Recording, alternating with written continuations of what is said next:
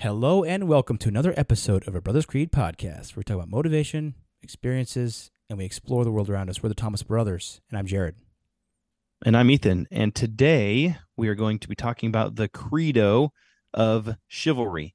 We're going to talk a little bit, share a few stories about chivalry, maybe some modern day stories, maybe some stories from antiquity. Kind of go through what it means to us and how we can apply the Credo of Chivalry to our own personal creeds and personal development. Excellent. Let's jump in.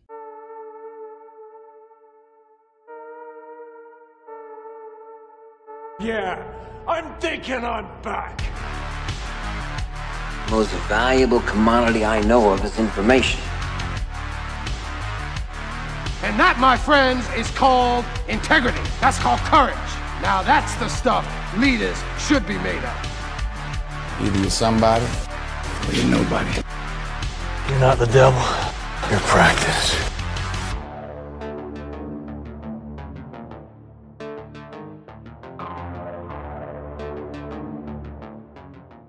So, chivalry is an interesting attribute. I think that chivalry is it can be an attribute of, it's really a combination of qualities. In the olden times, it was the combination of qualities expected in a knight, like courage, honor, courtesy, justice, and readiness to help the weak. Also, martial prowess. I love that saying, martial prowess, of your prowess in the battlefield.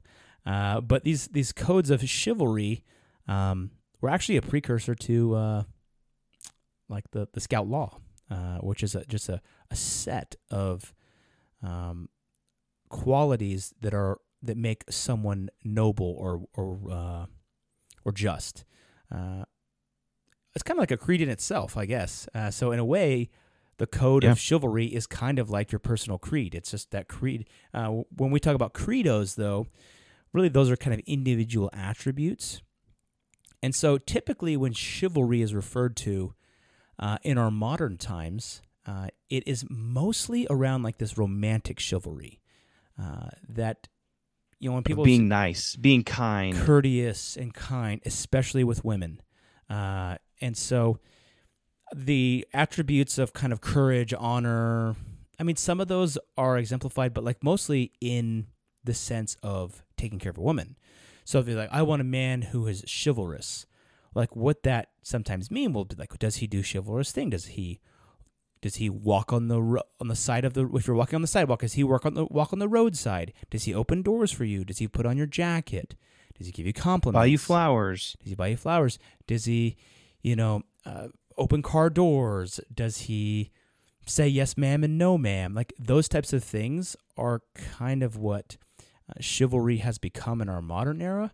I guess martial prowess isn't as prevalent, but I think that in that context, I think that it is a very it kind of changes the meaning of what chivalry means. I think that as a credo, as like an individual attribute, if we talk about that concept for chivalry and how we treat women, I think it's so important in any age, but especially in our modern age. I think that there are some cases where, in many cases, feminism has degraded what chivalry means. If you have someone screaming in your face, "I'm just like you and I'm equal to you," then it makes you less likely to want to open the door for that person, or you can get your own car door, or or help you put on your jacket. And I think that like this respect and reverence for the fairer sex, I think that is evident in chivalry, sometimes gets lost with these loud, screaming feminist voices that are demanding compliance from men or demanding equal treatment, when really the act of chivalry is treating women with kind and courteous and like in a special way. Women want to be treated. Chivalry definitely feels like men taking care of those around them that are in a certain aspect, maybe physically weaker or whatever it might be, but it's men doing the right thing and taking care of and protecting those around them. Yeah, when I think of like chivalry, I think of a Yeah. woman. Maybe and there's been situations where, like, say your wife or someone or a woman is at like the gym and some guy's being a creeper and like following her around, and like she goes to the front desk and says, "Hey, kid," maybe to the guy at the front desk, "Hey, could you walk me out to my car?" And he walks her out to her car just to make sure she's safe. That kind of thing happens all the time.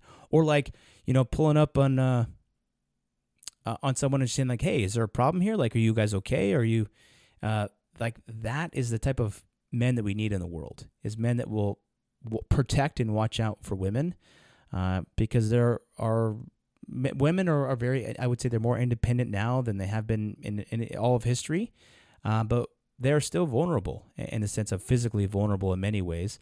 That's one reason why I think a lot of women should have a concealed carry or an equalizer of some sort.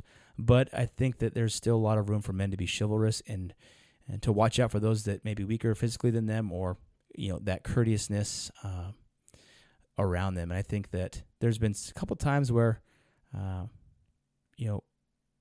there's been some kind of weirdo guy at the gym doing something, but then my wife would be like, "Hey, she knows, like, she can talk, she's friends with some people at the gym, she's like, "Hey, can you keep an eye on this guy, and like if he's around me, can you just make sure he's not like getting close to me or he's not talking to me or something like that?" And she's like, "Yeah, sure." So I think that there's a huge need for this in the world.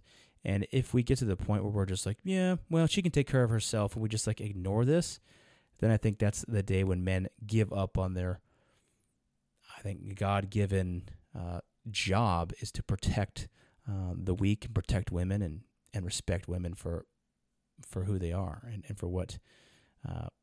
And we have a role as protectors. That's why I said like these things of like these attributes in the code of chivalry, like courage, honor, justice. Like those are things that you need too to stand up to someone. You need courage to stand up to some dude who's doing something wrong. I think that one of the sometimes everybody probably has like a regrets in their life on like they wish they had taken a certain action but they didn't. One of the things that I think about that I wish I had done something but I didn't do. It was when I was like in Mexico and I was on my mission, and we were just walking along the street, and there was these two guys that were walking alongside this woman, and they like had both of her arms, and they were just like force walking her down the street. And we were just kind of looking, we were like across the street, and they were walking on the other side of the sidewalk, and I was kind of like, what's going on here?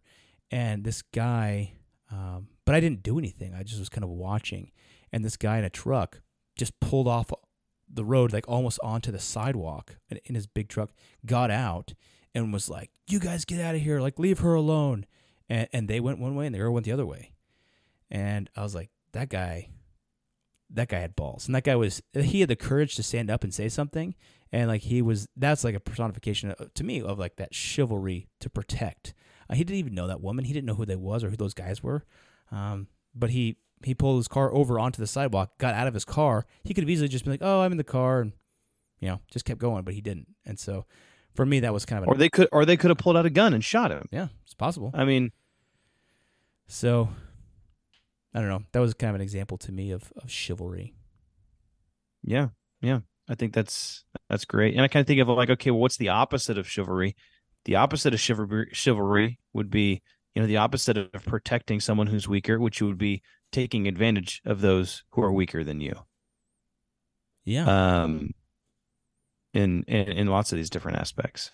I think or like just being passive, maybe not the opposite, but that's a lack of chivalry. Yeah. Passiveness is just as bad as doing the opposite, really.